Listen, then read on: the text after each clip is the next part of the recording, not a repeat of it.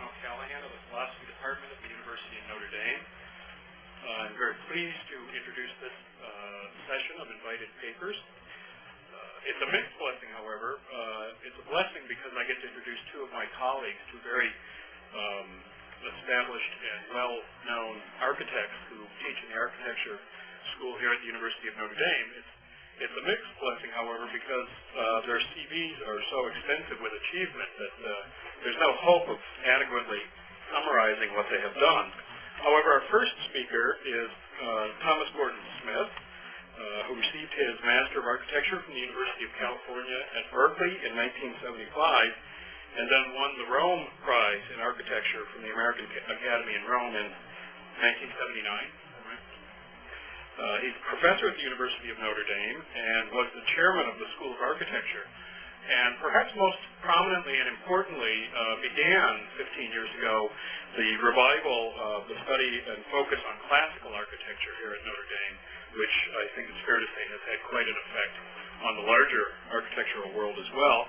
And he tells me that he's particularly proud of the fact, and this is important at a place like Notre Dame or any educational institution, that he strives very much to balance teaching with his practice. So, in particular, however, I'd like to emphasize the publication in 2004 of his book Vitruvius on Architecture from Monticelli Press. And we're not sure if there are copies in the book room, but there are copies over at the bookstore if you're interested in looking at that. I've seen it, and it's quite a beautiful book and very interesting.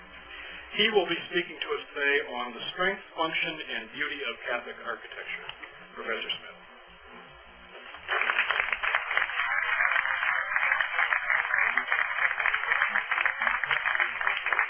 Thank you very much. I'm delighted to be here today. If we could start with the first slide and the lights down, please. I appreciate it. This is a wonderful theme for us in terms of the focus on the arts. I understand there's been and can experience a remarkable response in terms of artists, architects, people involved in producing films and other media, literature, and the analysis of these subjects, which has been really stimulating.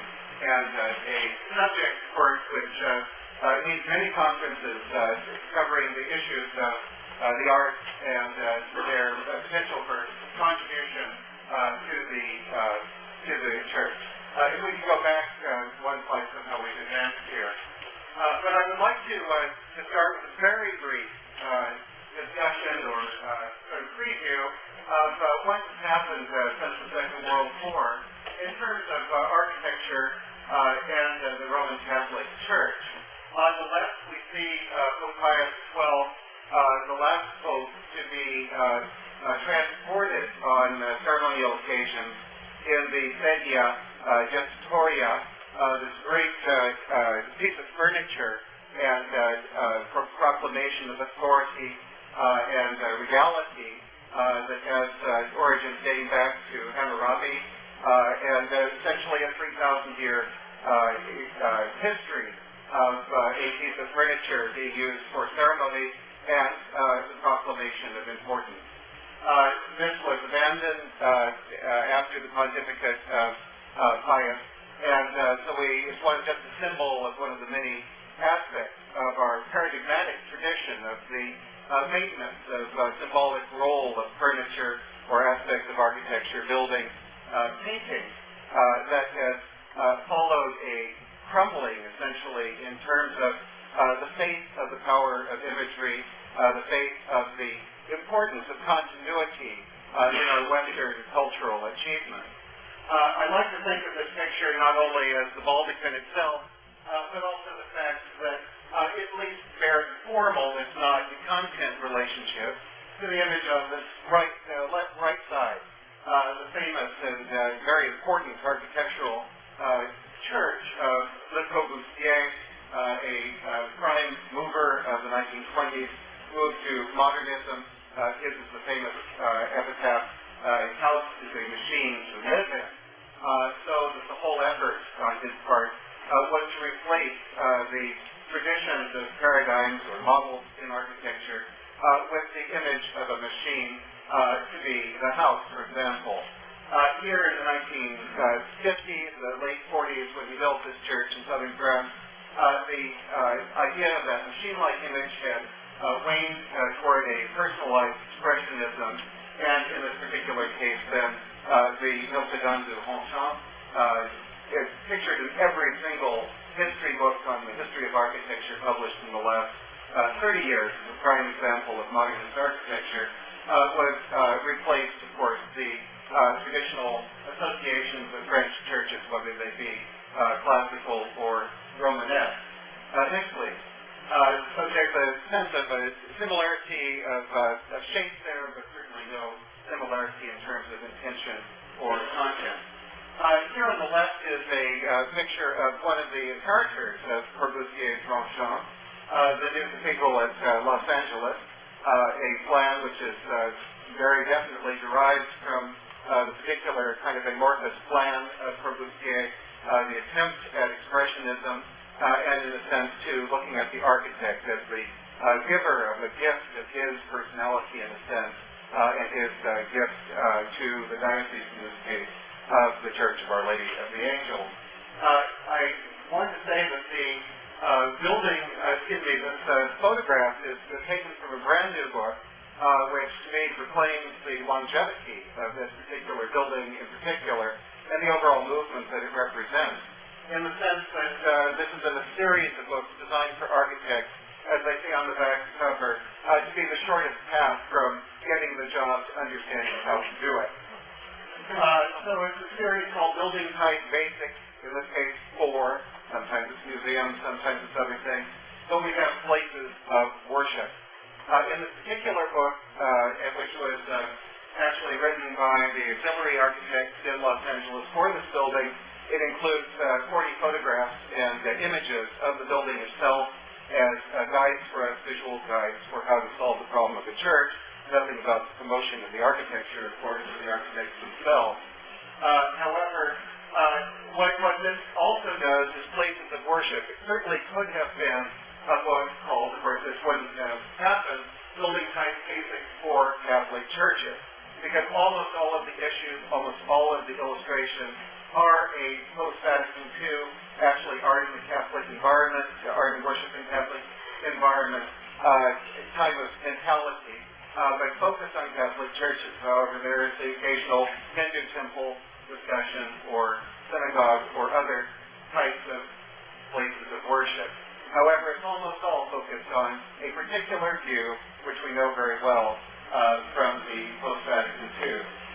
That kind of idea, though, of being ecumenical in the broad sense of the word, is shown in the doorways of the new cathedral, in which there are many images of the Virgin Mary on the upper portion of this relief that we see in bronze. And then in the little squares down below, sort of tic-tac-toe, are images of other world religions, Hindu, etc. Some extinct, some still practice. Next, please. Maybe the best thing about the Cathedral in Los Angeles is that there was some striving for iconography within the building. That is the last aspect of it, perhaps very problematic, but in any case, some figurative art on the inside, which is, I'll just wait for others to analyze, really. The other church, I think, that's extremely significant at this moment, again, brand new and following the same mentality, although not iconic at all, is the New Millennium Church in Rome, out in a suburban district, Heads now, the Tower of the Three Heads is the name of the medieval area.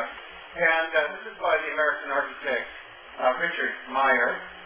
Perhaps, some would say, certainly, in terms of numbers of buildings, the number of books about him, the premier dean of architecture in the United States today.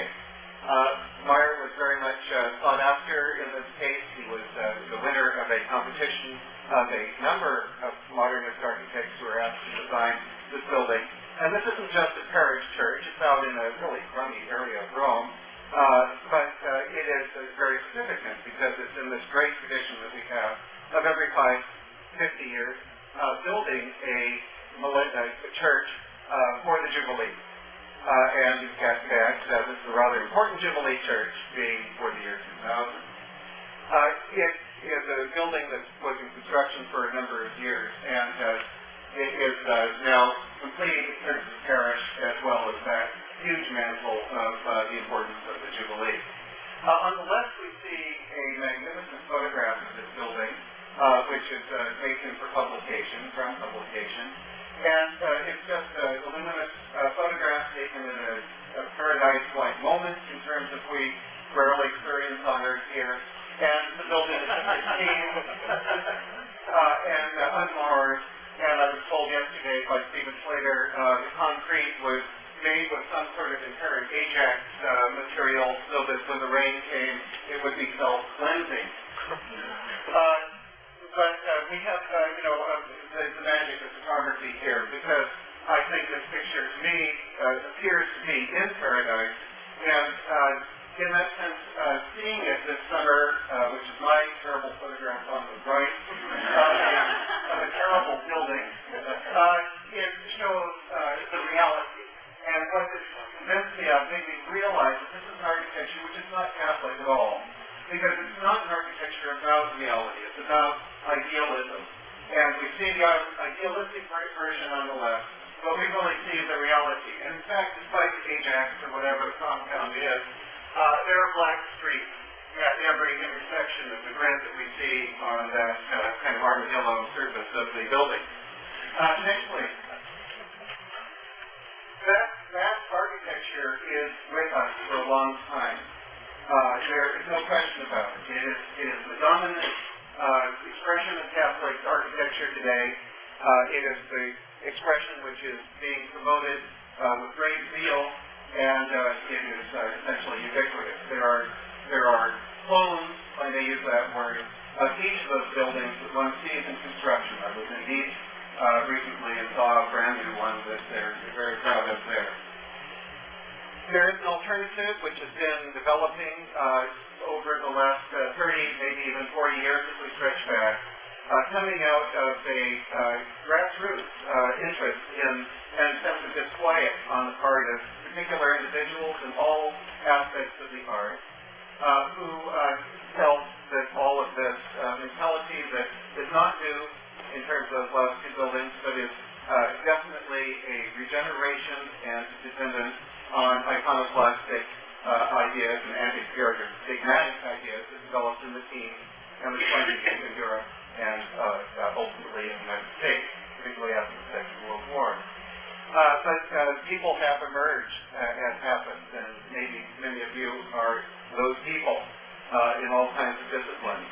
And of course, as time goes on, those people find each other, establish informal rapport, and then establish groups in order to learn more and to, fortunately, thanks to Notre Dame, establish schools where this kind of revival of paradigms in architecture in this case, or in painting, sculpture, music, film, other media is taking place. One of the keys for me, and we've all found our different dead mentors, is the ancient Roman architect Vitruvius. And on the left is the image of sort of a signal image that I made some years ago about Vitruvius' discussion of a sense of wholeness in architecture, because that was one of his prime goals, to create an architecture of balance, of harmony, but in a broader sense of wholeness. It's a complex, more complex than maybe balance suggests. And this is an illustration of his introductory sentences for his third book on architecture.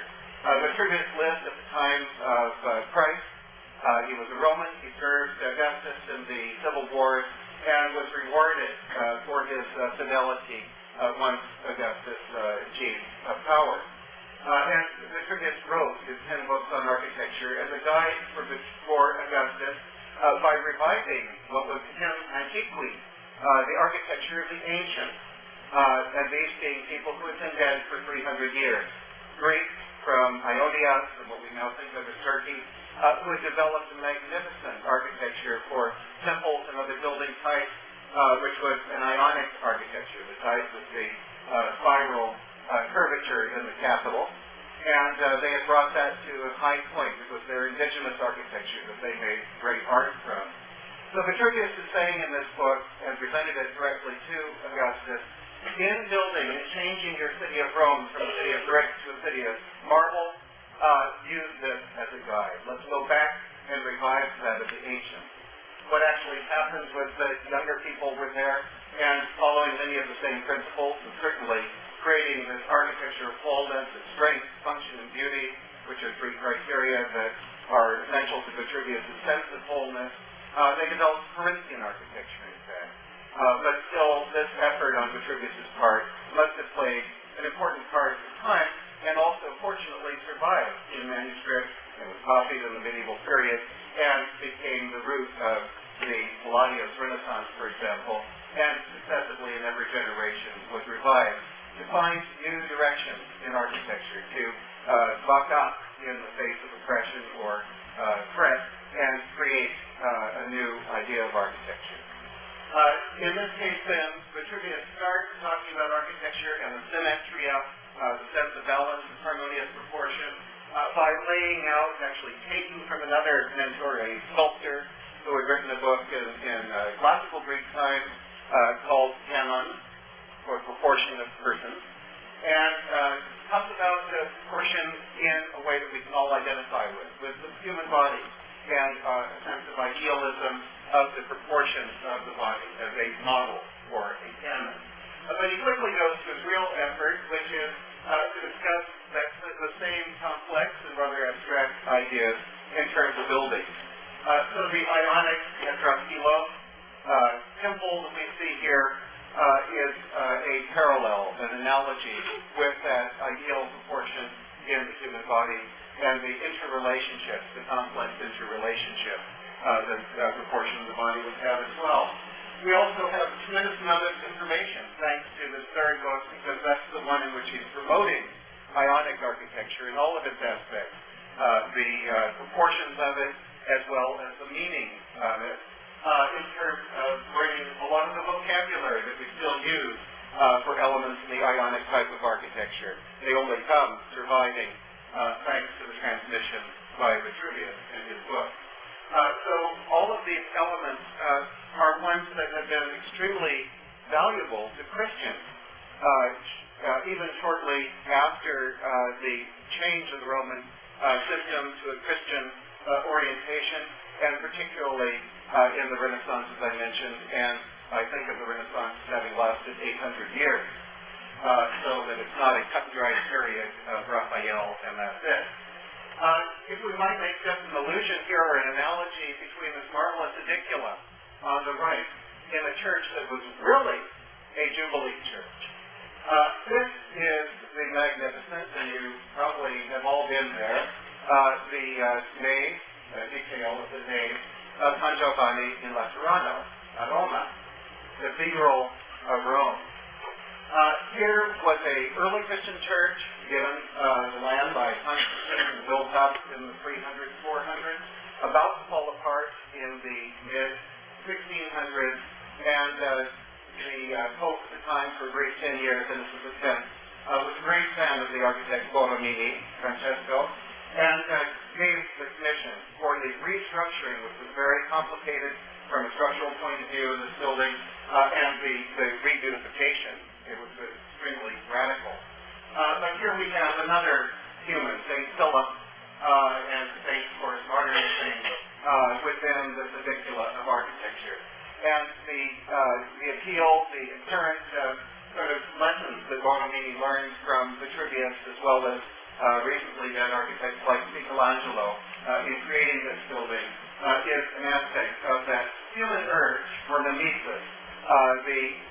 My mimetic experience, however, being one in which one balances appreciation and fidelity to what is given, and what Vitruvius actually called lively mental energy.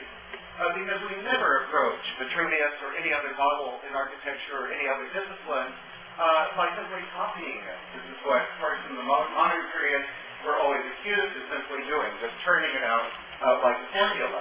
But if you're intelligent, why would you want to do that in the first place? I mean, it would be of no interest whatsoever to to be involved with this. And in addition, we are forced, even if we aren't intelligent, to make changes.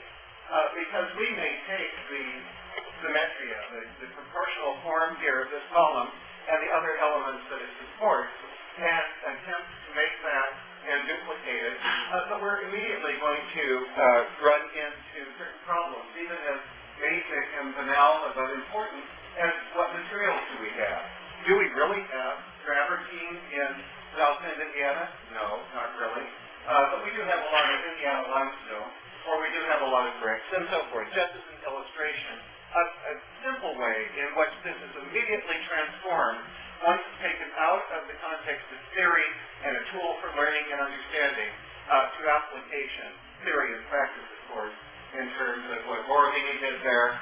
He had ancient Roman columns and that great green stone for the columns of marble to take from and to reshape for his particular use.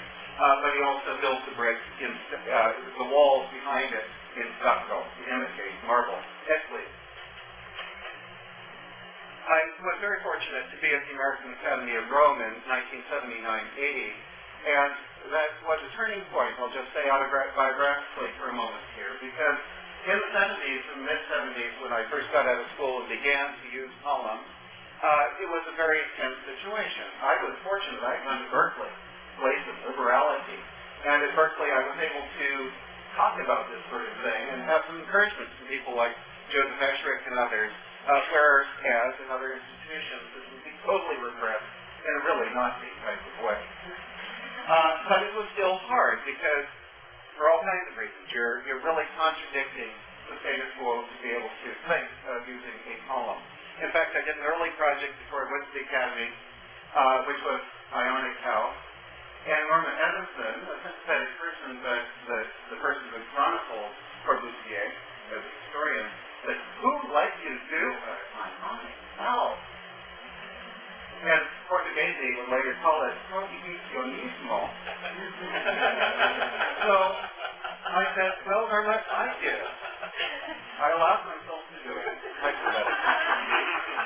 Anyway, at the Academy, I was very fortunate with that year because it allowed me to put aside the idea of postmodern architecture, which was, of course, an ironic play with those columns, and to make a decision, actually, which, of course, took some years to effect.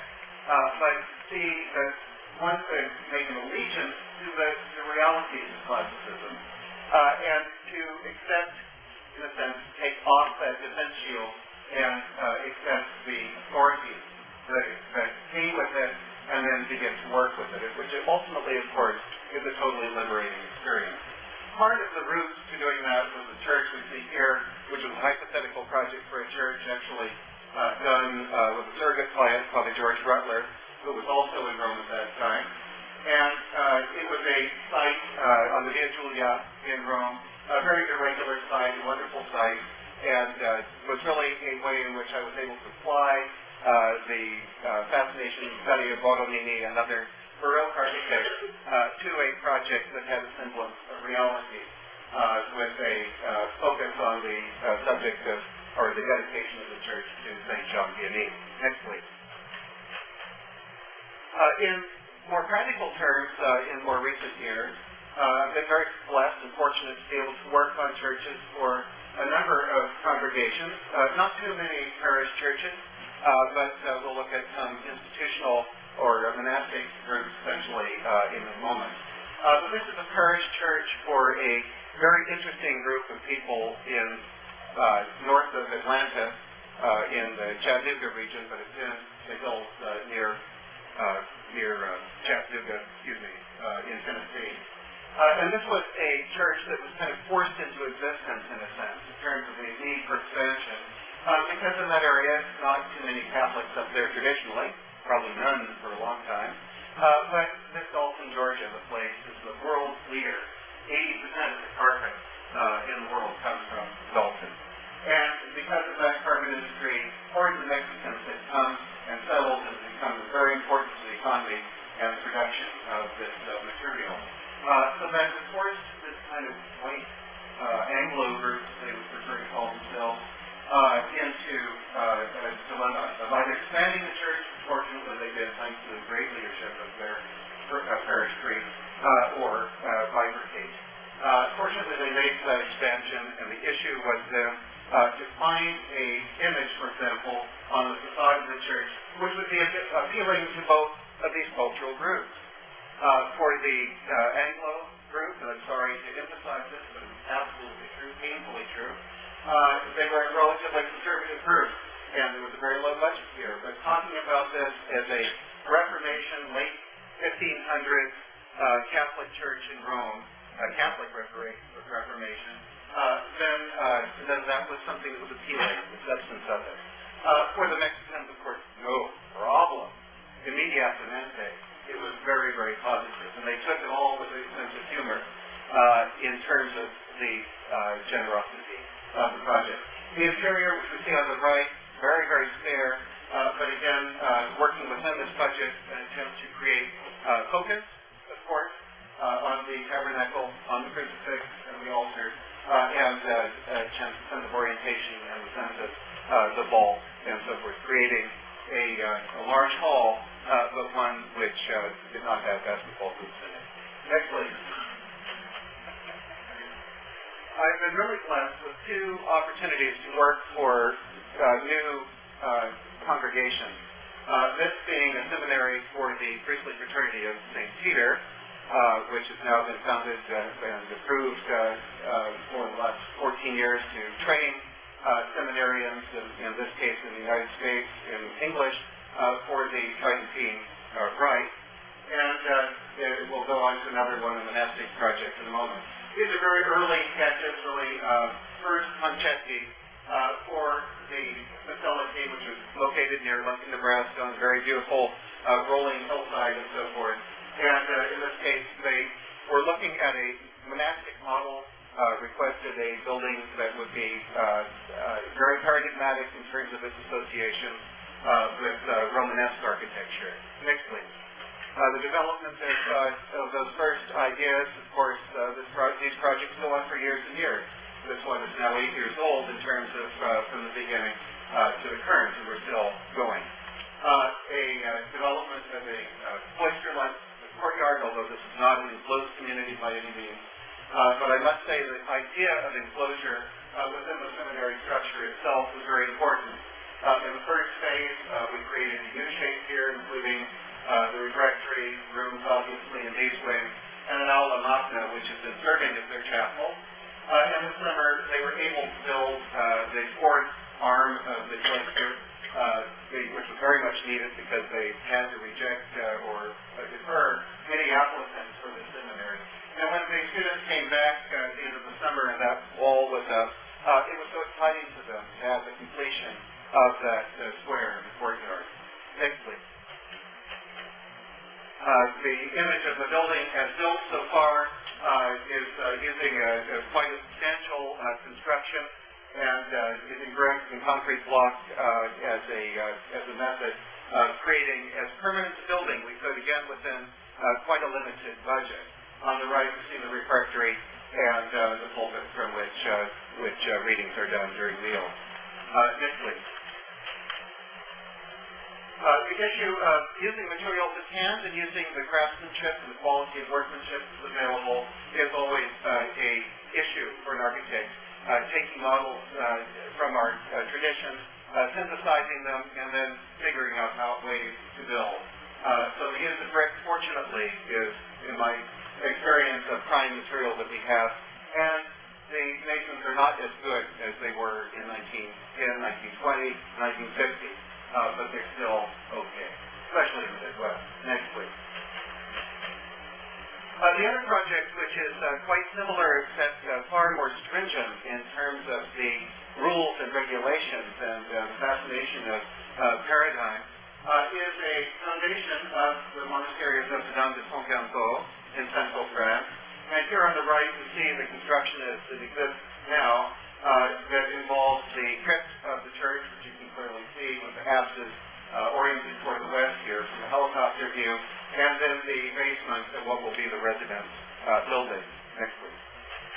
The residence is including all functions, including the kitchen, refectory, for the future expansion, which over time could develop. And this is a project that the abbot at the abbot and Grand he wants to build for 1,000 years. Next, please. View on the right of the church as it's built up. Now, whereas there was some wiggle room with the clients, the patrons for the priestly fraternity, Romanesque, but what kind of Romanesque? And we finally decided something with my Vitruvian heritage was a kind of via media for me, a Italian Romanesque, which of course is still classical. However, in this case, this version. No question. And that was liberating for me because I never wanted to see Cistercian church, and Corbusier, after all, has written a kind of a love affair book about Cistercian church. Of course, I was totally wrong and learned so much from that experience. But then also it's the issue of taking a model and then working with it, figuring out how to build it today, and figuring out how to let it mature and become incorporated with the setting as well as the religious functions that it has. Next, please. The interior on the right is a strictly enclosed community, and in fact, there will be, it's not shown here, but an iron gate still visible through the visibility, but as it's long ago, I asked Father Zizego, my client, my interlocutor in the community, well, perhaps we should use a type of casting in aluminum, which is exactly the same model, but it would be lighter. He said, lighter? When we close that gate, we want it to go, boom. Next, please. And there's really enough time, of course, and it's a lifetime, of course, exploration and excitement of learning to know and to begin to work with the whole variety of people in all the forms of art who have emerged in the same trajectory, first anonymously and quietly, and then coming together more. Very independent people with definite, lively mental energy. And one of them I'd like to speak about just for a moment here is a wonderful painter named James Langley, who is in Ohio, and did a marvelous triptych for a new facility in New York for Opus Dei for a chapel. A subject of the Holy Family during the quiet years, I believe as he calls it.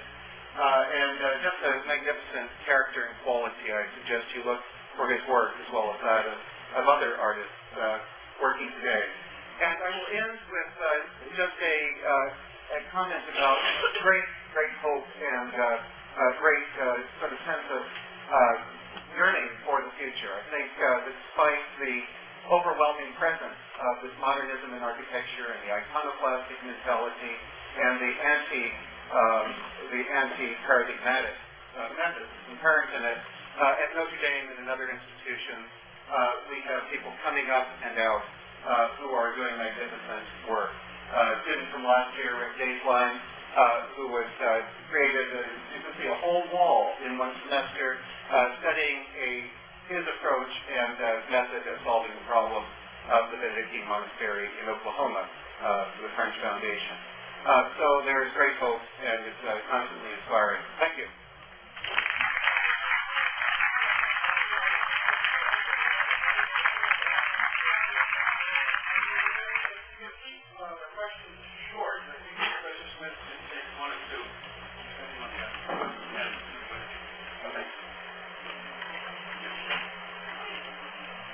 Yes, please. Yeah, I just wondered, maybe show my ignorance in architecture, but where does the sort of medieval Gothic architecture stand in relation to your interest in the Romanesque and then the problem of modernism? Very, very good point.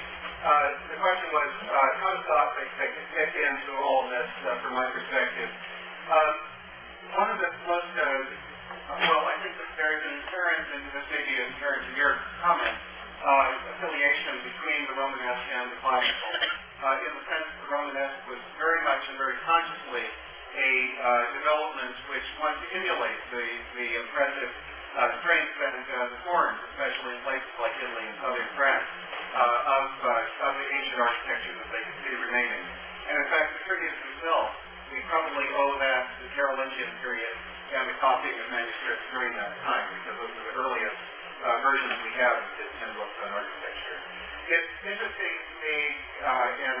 I've been asked this actually since 1976 or so. Why not Gothic? You're going to do classical? That's crazy, but why not Gothic? You know, it's just this and that. It's very interesting, and perhaps Duncan can speak to this or others. The Gothic doesn't seem to have been a tradition and a model of architecture, a very complex model, of course, that has really seemed resonant in kind of an intuitive and a natural sense. There are several projects that exist out there that are following particular Gothic forms, but it has not been kind of the type of architecture that's responded in this groundswell. Now, it's interesting, here on campus, where there was a deliberate effort to reestablish Gothic in the form of the collegiate Gothic, which was sold in the 1920s, using the models of the great English institutions, of course, and Notre Dame and particularly Yale and other places really contributed to this tremendously. I think here, by the way, I would speak pretty candidly. We do not have sophisticated buildings on this campus that have been built in the last 5 years in this new Gothic style. That is partially because the university doesn't hire sophisticated architects. Beyond that, it's an issue in a sense that there hasn't been kind of, again, this development which is coming up to a level of considerable sophistication in architecture in the realm of classical or other classic types of architecture. So, yet, I imagine it will emerge, but we're often called by modernists and scholars that say, oh, you're just going to throw back to the 19th century like this. And so, after the Restauration, we had this great revival of Gothic architecture because people wanted to say Napoleon is dead, buried, and now we've got a king again who has some roots, and so forth. But we aren't in a period now that is automatically a throwback to that period or any other period. But because we're espousing merely bringing models back and exploring and working within them, and they are not modernist models, then of course it's easy to say, well, it's simply eclecticism. However, the modernism issue, I think we're very divided at this point, particularly those of us who have chosen to really take our necks out and take this path. And it's basically, there isn't a lot of discussion in this room. And I realized sort of the last part of writing this book on Vitruvius, the issue for Vitruvius, I will not hold it into a lecture, but is an issue of the meaning of architecture that he brings up in a concept he calls decor of canon. And we and the modernists practice our practices identically, according to all of Vitruvius' things that he laid out 2,000 years ago, with the exception that they won't step over, and we have stepped over this threshold of accepting the models of authority and integrating them together. Thank you.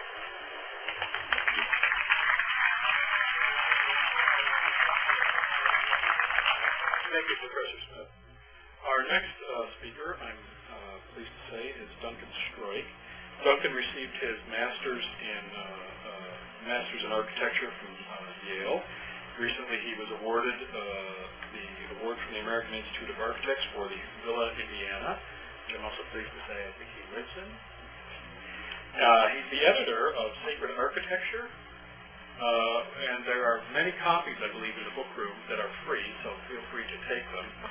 And his most recent publication is Beauty, Transcendence, and the Eternal, The Church Building as Sacred Place, from Hildebrand Books. And I'd also like to say that I'm particularly pleased that he has been awarded the commission to design the grade school of my parish, and I have high hopes that that project will go on beyond even the grade school. So Duncan will speak about pilgrimage and transcendence towards an epiphanic architecture.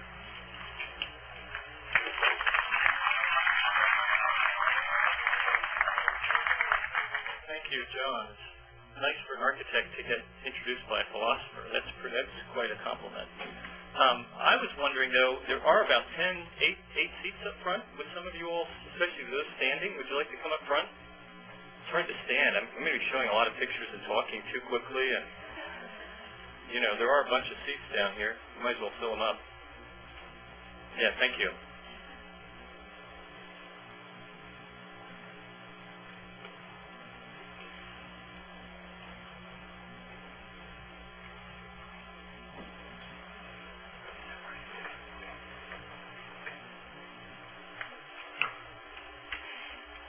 And is it necessary to speak in this microphone, Joe? I don't have to. Did you not speak in it? Okay. Yes. Kind of old-fashioned. Prefer to speak without a microphone. But actually, the one on the left, I think, goes back maybe one or two. Could we go back? Okay, that was it. Yeah. Hopefully, yeah. Well, it's wonderful to be here. Wonderful conference, and a pleasure to speak. I didn't really have a whole lot to add to what Thomas has said. He said it all, but they've asked me to talk, so I'll have to do that. Sorry.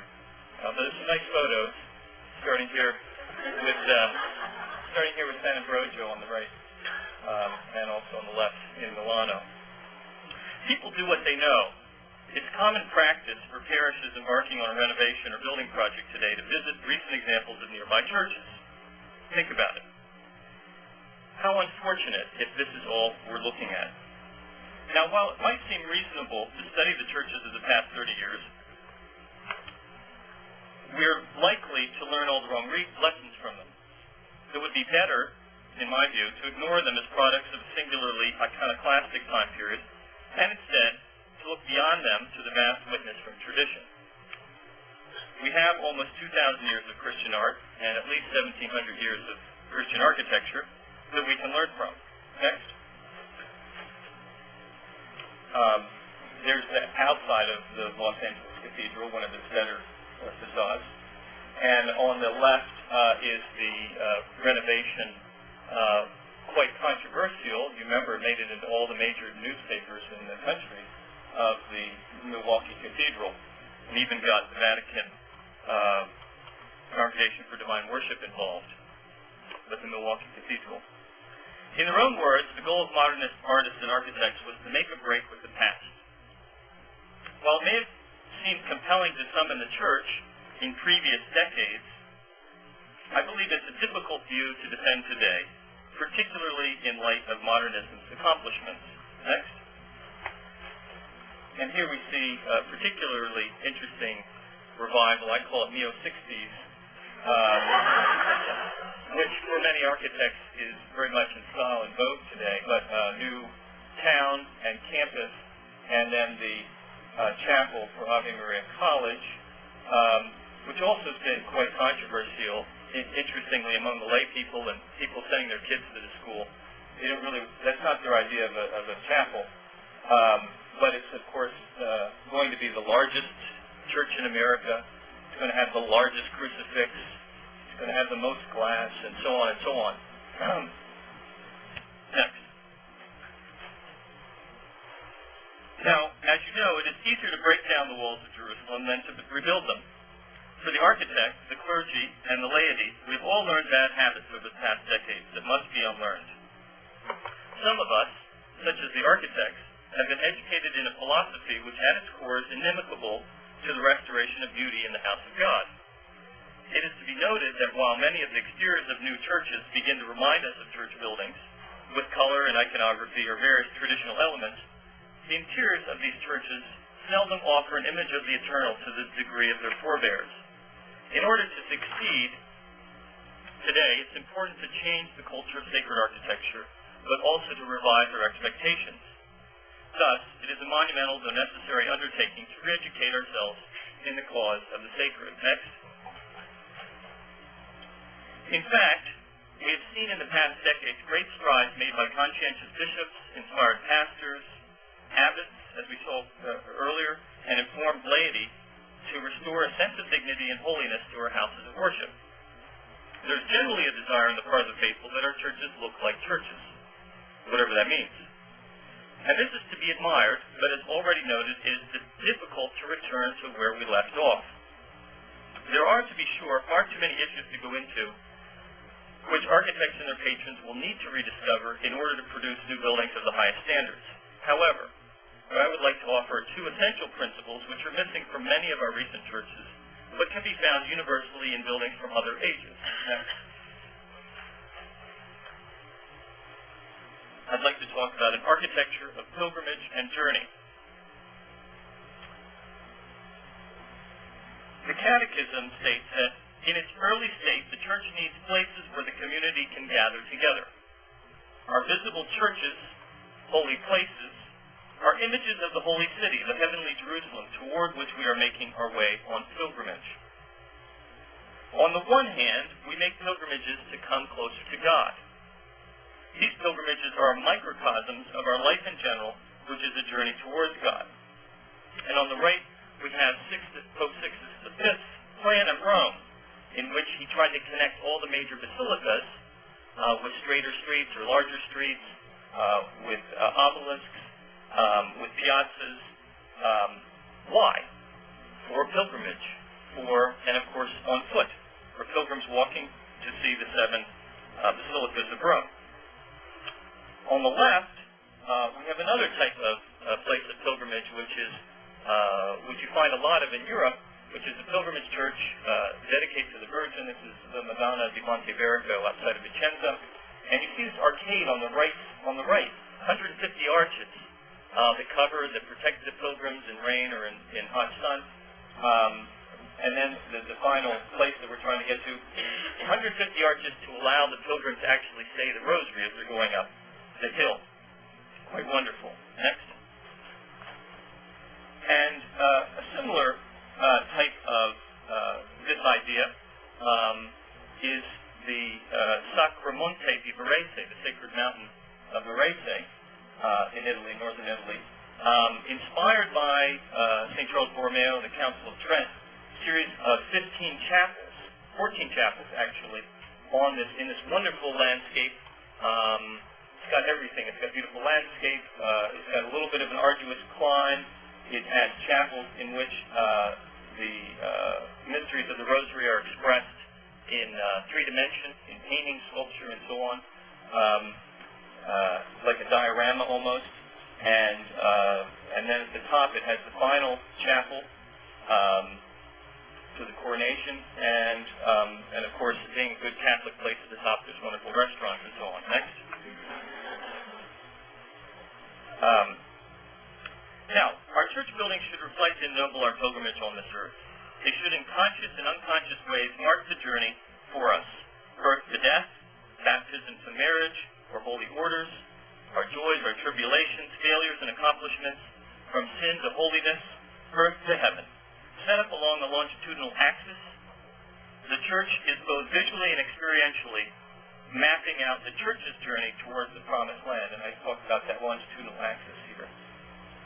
Through this atrium, Old St. Peter's. There's a clear direction and an ultimate completion, though we do not fully experience it in this life. Next. Catechism, also, again, the church has an eschatological significance. To enter into the house of God, we must cross a threshold, which symbolizes passing from the world wounded by sin to the world of the new life to which all men are called. The visible church is a symbol of the Father's house toward which the people of God is journeying and where the Father will wipe every tear from their eyes. I believe a good church building will set up, as the Catechism says, a series of thresholds, essentially rising upward through stairs, materials, and iconography. As C.S. Lewis writes in The End of the Last Battle, we are called further up and further in. As part of this journey across thresholds, there are 2 issues worth mentioning. First, orientation, that we move in a direction towards the east, towards the second coming, and we move as a full body, our head, arms, torso, legs. And second, that Thomas spoke about earlier, which is hierarchy, which is a traditional architectural value in which through movement, planning, and design, the relative importance of things is articulated. Next. So the idea of pilgrimage or journey in the cityscape, through its large scale, through a tower, through a pediment and a dome, the building is a visual threshold to the divine. It draws our attention. It lifts us skyward. And then getting closer to the building, the piazza, the atrium, the plaza, a threshold from the street, from the commercial, from the civic, and the private life, as we enter into the sacred realm.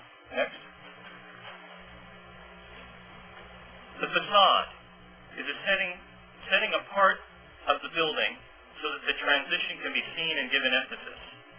The traditional descriptions of a facade in terms of portal, triumphal arch, gateway, and loggia to create a memorable and attractive threshold.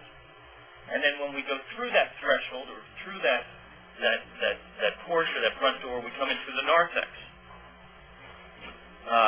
which is a literal threshold. We're actually in a space in between the outside and the inside. Next. Now the nave is the body of the church, which is a precursor to the heart and the head. It is articulated through rhythms of colonnades, windows, cornices, aisles, and chapels to create this sense of journey. Next. Aisles and chapels. They help to mark the journey toward the altar, toward the sanctuary, or the Holy of Holies. And the crossing or transept, at the cross, is often seen as the heart. Next. The sanctuary and the apse. Here it is that we have the focus of the interior, and we're hopefully caused to remember the Last Supper, the sacrifice of the Lord is represented to us, and we focus on eternity. And here again, we have more thresholds created through mounting steps, paving patterns, and the altar rail, which creates a clear boundary setting the sanctuary off, though hated by many architects and others. Next.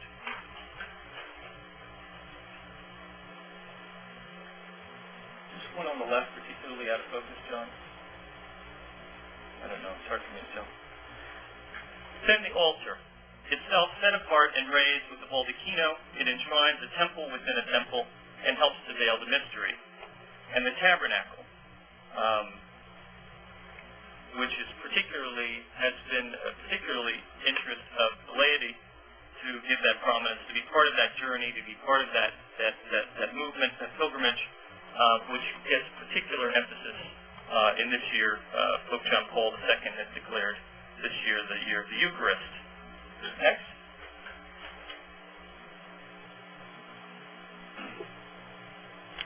Distance and depth.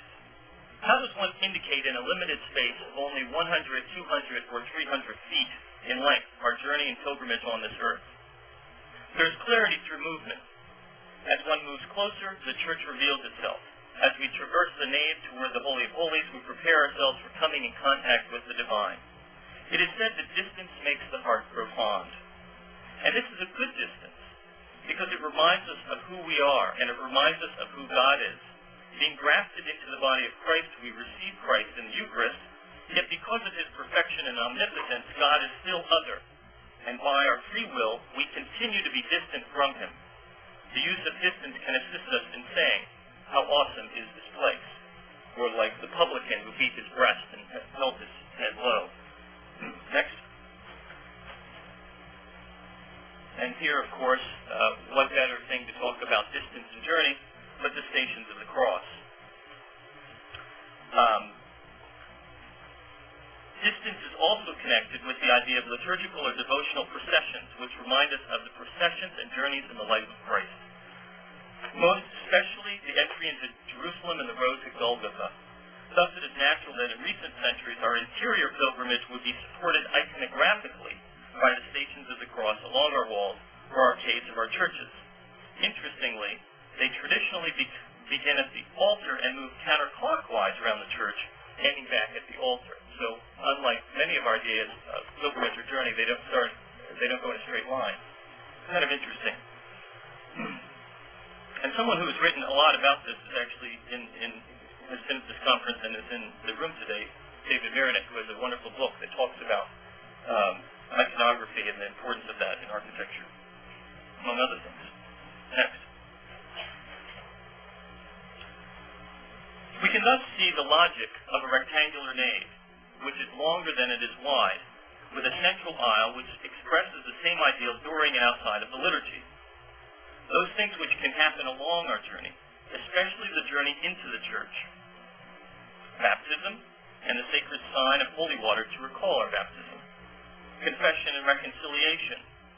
Charles Borromeo recommended that those should be facing the altar. So when a person comes in and confesses, they actually are facing the altar, though they're in the confessional. prayer and devotion, in which we seek the help of God and His saints. Next.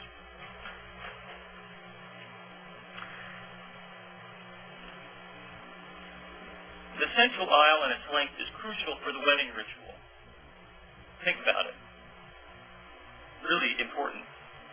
Since the marriage sacrament is a symbol of the wedding of Christ and the church, we appreciate how the long aisle and the time it takes for the bride to process down it heightens our expectations and awareness of the sacrament being received. It helps to reinforce the solemnity and joyfulness of the ritual. What if we took away the long nave of St. Patrick's Cathedral? Haven't you taken away half of the wonder of that place? Next. So, given this argument, though, why are we today so infatuated with proximity and intimacy? I believe it is because it reflects our culture's desire for quick and easy fix. I wouldn't want to say it's the architectural version of Supersize Me, but no, I'm not saying that. Though we idolize the athlete, we seem to prefer gain without pain. When our churches respond to these cultural imperatives, they enable us to maintain our self-centered world in which there's no need for pilgrimage since we've already arrived. Of course, there are contemporary forces which make proximity and intimacy in a crowd seemingly modern and attractive to us. Accustomed to the brilliance of audiovisual technology, we have come to expect bright lighting, close-up views, and the sound of the quality we get from our headphones. Along with the split-second changing action of movies and television commercials, more than ever, we desire to be entertained and to have all revealed. And yet we need to question the benefit of our contemporary impulses and their relevance to sacred architecture. While I do not mean to reject the benefits of modern sound systems, lighting arrangements, modern sound systems, which I'm ignoring, lighting arrangements, our beloved air conditioning, and sight lines, it is important to realize that in many cases, these functional aspects are driving our designs and ultimately preventing us from building worthy houses of God. As well, the cost of the technology, though it becomes quickly outdated, becomes a major part of our budgets, taking money away from the architecture. Next. Take, for instance, the liturgical design consultant's famous 60-foot rule, in which it is stated that people sitting more than 60 feet from the altar cannot participate in the Mass fully, actively, and consciously, since they cannot see the dimples on Father's cheeks or the lector's earrings. This rule, which some LDCs and architects refer to as if it's from Holy Writ, may sound like an objective rule derived from theater design. And I looked into this, but the theater consultants don't even argue for 60 feet. They're much more flexible than that. Interesting, and that's a very functional building, theater. It's all about these issues. If we had followed this rule, we could have never built the greatest churches of Christendom, all of which have naves easily 2 or 3 times as long. 60 feet is very short for a church. I mean, this room is only about 50. It's short. Those of you who may have remembered seeing on TV the funeral of Ronald Reagan, which was held in the Washington Episcopal Cathedral, saw an amazing Gothic cathedral whose length personifies solemnity and gravity, for which seems quite appropriate for the last rites of a president. As someone, myself, who prefers sitting much further back than 60 feet, I certainly respect those, many of you in this audience, individuals and families, usually of a more saintly disposition than I am, for which the front views are reserved. Yet I also know what a wonderful sense of distance and awe can be found sitting in the last row of St. Patrick's, or even standing in the back of St. Peter's in Rome. Next. The other aspect of intimacy which mitigates against the architecture of pilgrimage is the intimacy of the assembly, wherein the community in a circular or semicircular arrangement focuses in on itself. Now, while this configuration can be energizing at an athletic event, a congress hall, or a pop music concert, it seems rather distracting in the temple of the Lord. My students right now are designing an opera house in Chicago, and it's interesting how many of our churches today, in concept, are very much like the traditional U-shaped or semicircular opera house, which was, in fact, to go to see the show, but also to see each other. in these churches in the round, there's both the sense that one is coming to both be entertained and to entertain as we seek to celebrate our story. This is further emphasized often by the use of other theater-like elements, such as sloping floors, carpeting, padded seats, I would prefer with cup holders, and minimal altar tables, lecterns, and limited or no iconography on stage. Iconography distracts from the show, right? Next. Now, what about the centralized type, though, which is sometimes offered as the precedent for many of our recent churches? It's actually quite different. Growing out of the Byzantine tradition and medieval freestanding baptistries, the Latin Church's use of the central type is often connected to special places of veneration, such as martyria, shrines to the Virgin, rather than parish churches. Perhaps the most famous is the Church of Santa Martiri in Rome, which was a conversion of the ancient Pantheon. And here you see a large one, Santa Maria della Salute, on the Grand Canal in Venice. Stupendous building, and dedicated to the Virgin. And on the right, a very small chapel, the Tempietto in Mazir by Flavio. Even though many of these are buildings constructed more for devotion than for liturgy, they have, with few exceptions, a very clear sanctuary and an apse set apart from the nave at the end of the main axis. Granted, these are buildings which have less a sense of pilgrimage due to their short naves. They tend to be tall rather than long. The large domes, which are often omnipresent, in their striving for perfection express a unitary transcendence or vertical journey towards the heavens. This type was particularly beloved during the Renaissance and Baroque periods. In general, they are much wider and taller than other buildings of a similar floor size. One of the finest examples of this type in America is the Cathedral of St. Paul in Minnesota, built in the early 20th century. And I'm still hoping before I die to have a client to hire me to do something like that. Next. The second thing I wanted to talk about was an architecture of transcendence, the importance of verticality. The centralized and domed churches bring us to a second important principle, which needs to be rediscovered.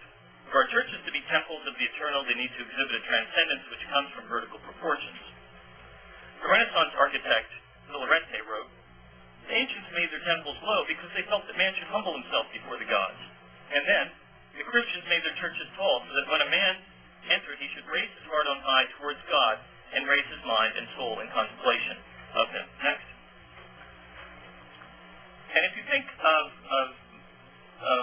modern buildings and recent public buildings, often they will have soaring interiors or exteriors. I suppose there are cultural factors in our church choice today not to build soaring structures for our churches. So it seems strange that we are quite content to do so for our museums, our theaters, and our commercial atriums. Our desire for a feeling of intimacy and proximity and the emphasis on the assembly as the primary symbol has encouraged less vertical, less transcendent, and triumphant interiors. It seems that transcendence and awe in churches are considered old-fashioned and out of touch with modern man's needs. However, the greatest stretch of transcendence may not be the ideology of liturgists or the aesthetics of architects, but rather the budgets for our new buildings.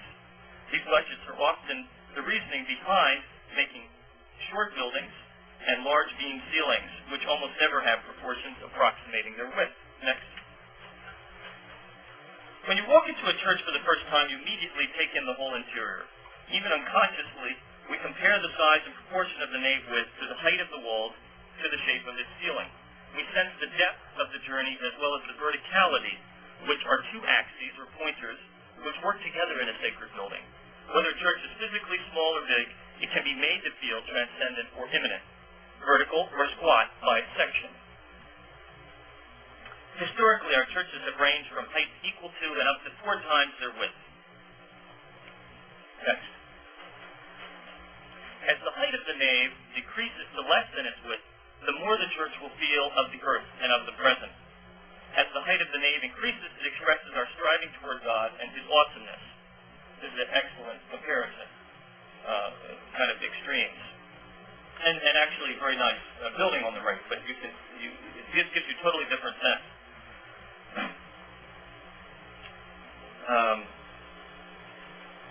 The medieval cathedral builders believed that the glory of the God could only be represented by the tallest and loftiest church.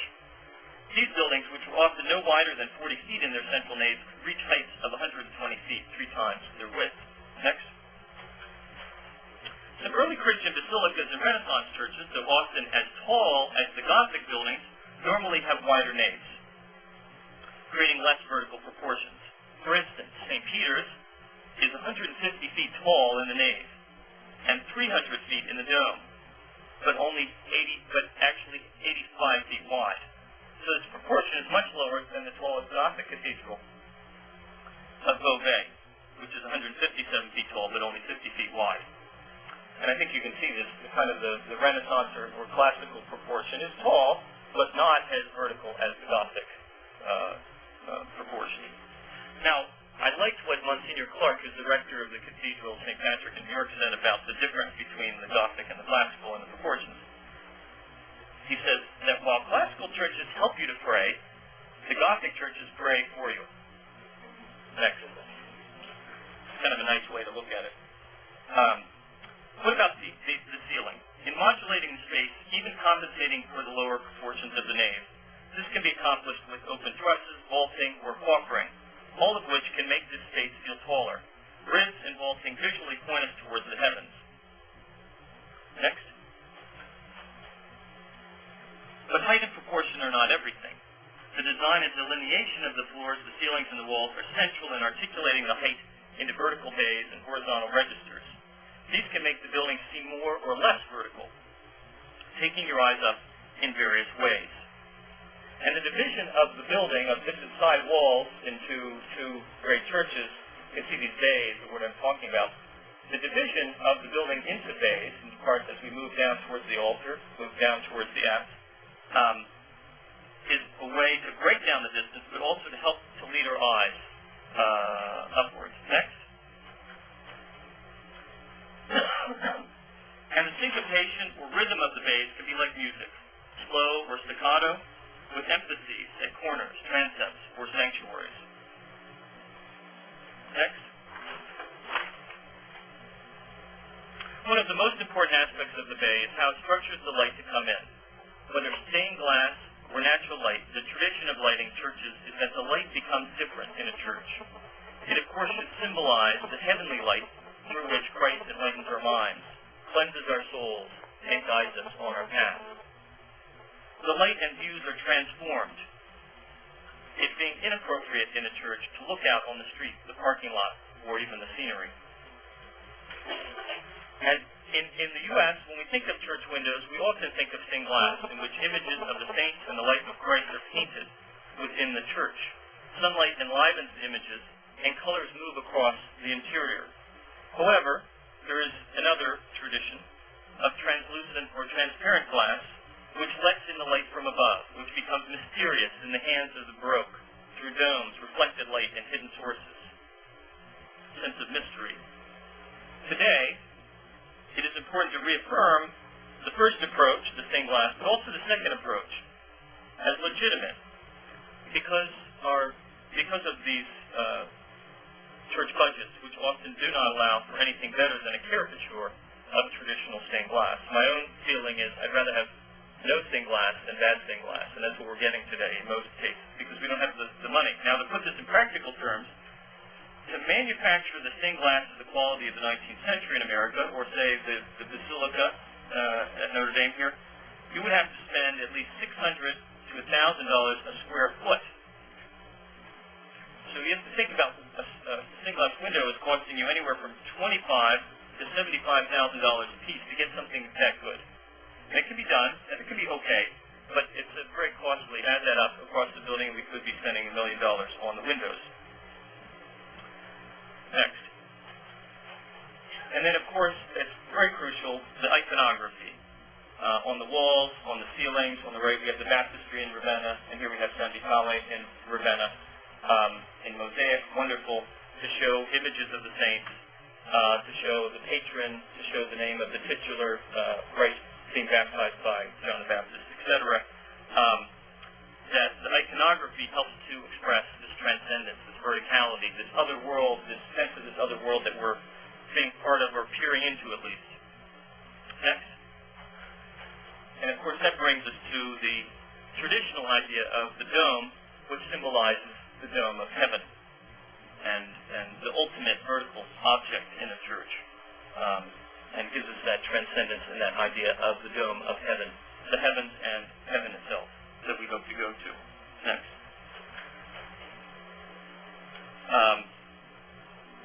The Abbey Milk on the left, and we've gotten to the top of the arcade at Montevergo, Vicenza. Makes me think of the song, "Let us go up to the house of the Lord. Let us go before the Lord our Maker." Next. And I'd like to conclude.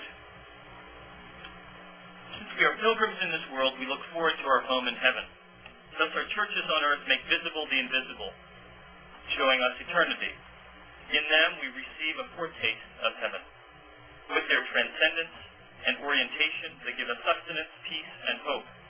In visiting them, we are filled with the expectant hope for that fuller communion with God and His saints in the New Jerusalem come down from heaven. And I saw no temple in the city, for its temple is the Lord God, the Almighty, and the Lamb. And the city has no need of sun or moon to shine upon it, for the glory of God is its light, and its lamp is the Lamb. Thank you very much.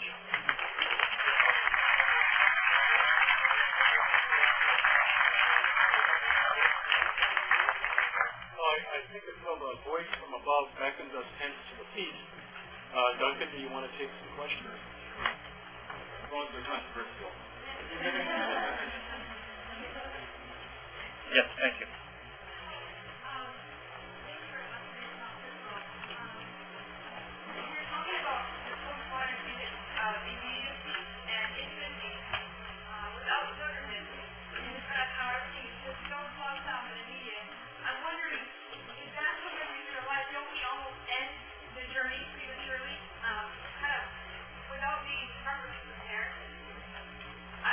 Yes.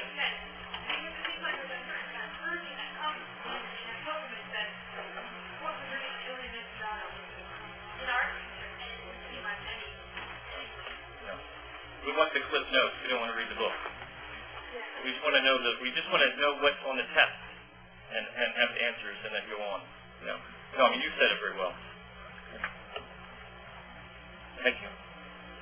Well, first of all, I come from Milan, so I love and I'm used to what the show as an example of what we have to have. But I was wondering also if you think that to take this element, to rethink, to understand this element, is strictly linked to a necessity of repeating in a sense. And we have just to look at the direction of a neo-Gothic, neo-Baroque, neo-classical, or if we can rethink or even radically these elements. I just make two examples. For example, Gaudi's Sagrada Familia in Barcelona and recent St. Pius by Renzo Piano in south of Italy. Because I think that, and I'm referring to the President the President's talk, I don't know if really, if we want to recover the sense and the architectural meaning of this essential element in a church, we have necessarily to invest in a kind of style, because I obviously you showed up to many examples of contemporary architecture in church, but I think that there may be good examples which are in a sense very innovative in moving the language. Sure. That's well said. And I think this is a valid point of view. That is, we can take the principles, or we can repeat the ideas of the concepts or the principles of great architecture, but we can also do it in a new way, or a different way, or a different language. And I think there's room for that, as you said. Gaudi is Sagrada Familia. They're trying to canonize him, not for his architecture, though. So I think that's valid. Certainly in the 20th century, we've seen a lot of that. We've seen some very good architects who've done fine work, including fine Catholic buildings. I think of Don Below, French, I think oratorian priest who did a lot of very interesting buildings. I'm, though, more interested in the universal. That is something that, when you look at it, it's not purely dated. That's a 20th century church. I'm interested in something that's a little bit broader, that speaks to all people and for all times. And I think that most of the great churches of the world do that. And that's what's so wonderful. I don't think people go to Rome and they have to go to St. Peter's to see a Renaissance building. They go because it's a fabulous building. And you can come from a different culture, and we think of especially people from cultures that do not have a strong Christian tradition in Asia. They love that building, and they love the art. So I think there's a sense, I'm more interested in the universal, that which of course speaks today, but also speaks to all people for all time. So I think what you say is valid, and that's one way to do it. I'm looking for people who are doing that today. I'm very supportive of that and would love to publish them. I haven't seen it. I'm less sanguine about Padre Pio's new shrine in Italy, but that's a good debate, good discussion. Thank you. Yes. Maybe comment on the difference between very early Christians who celebrated Mass in their homes, and then a similar message to Chief Cathedral, and how, I would like to know how that differs from us going back and forth that very early atmosphere of the church today. Wow, that's quite a question. The Domus Ecclesia. We actually don't know that much about the Domus Ecclesia, the architecture. Some people claim that they do, but we don't have much in existence. We don't have much archaeology. Your attention, please. Lunch is about to be served in the center dining area located on the lower level. Once again, lunch is about to be served in the center dining area located in the lower level. Thank you. Just one simple thing. I thought I would save from answering the question, but just one simple thing that's interesting is before the Edict of Milan, before Constantine, and before his patronage of St. Peter's and St. Paul's and St. John Lateran, and building the Basilica Church, and building it large and so on, which is a very interesting discussion why there was. Of course, Christianity had grown by that time. But even before it was legalized, Christians were building buildings that looked like basilicas. So, of course, they were persecuted, they were small, you meet in homes, you convert your living room into a church. They usually did try to, as far as we know, they converted those. It wasn't sitting around the dining room table. You took the dining room out and you made it as best you could into a domus place to pray. So I think that's very interesting that already Christians were moving to that, and of course art and so on were already happening before Constantine arrived on the scene. Thank you all very much.